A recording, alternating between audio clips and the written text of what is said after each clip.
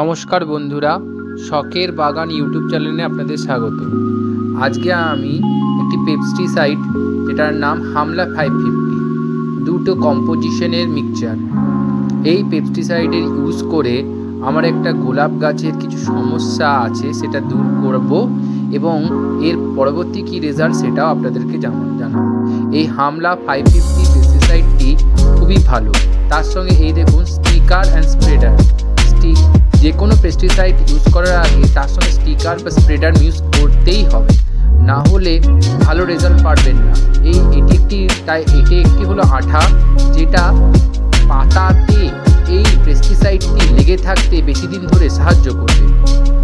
যদি কোনো সময় বৃষ্টি পড়ে যায় সে হলে এইটি ধুয়ে যেতে পারে এই ওষুধ, কিন্তু এই আঠাটা দিয়ে দিলে আর আপনার গাছে চট করে ওষুধটি ধুয়ে যাবে না, বেশি দিন থাকবে, তাহলে কার্যকারিতাও থাকবে।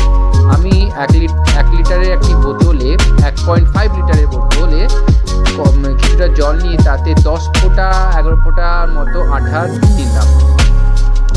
এরপর কি করব না, এরপর আমি হামলা পেস্টিসাইড 40 ফোঁটা নেব।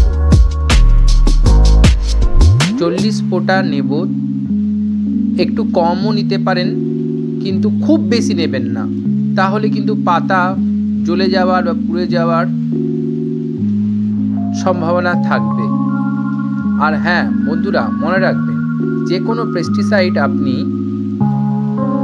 বিকেলে সূর্য ডোবার পরই গাছে স্প্রে করবেন।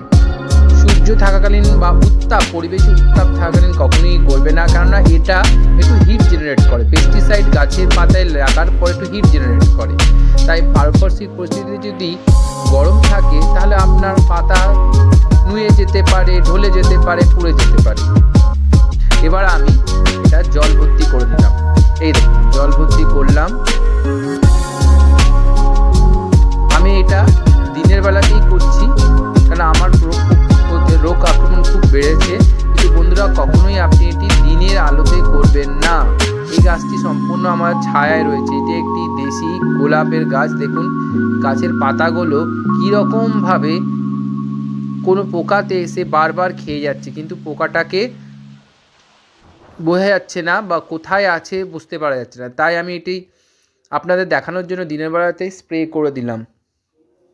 এটা সম্পূর্ণ এমন জায়গায় আছে যেখানে একদম রোদের আলো টালো কিছু আসে না, আর এটা ফেব্রুয়ারি মাস, সেরকম গরমও নেই, তাই এটাকে আমি দিনের বেলাতে একটু স্প্রে করে আপনাদেরকে দেখালাম। কিন্তু পেস্টিসাইড কখনোই দিনের বেলাতে স্প্রে করবেন না গাছে। আপনারা সন্ধ্যের দিকেই বা ওই বিকেলে যখন সূর্য ডুবে যাবে তারপরে গাছের পাতায় স্প্রে করবেন।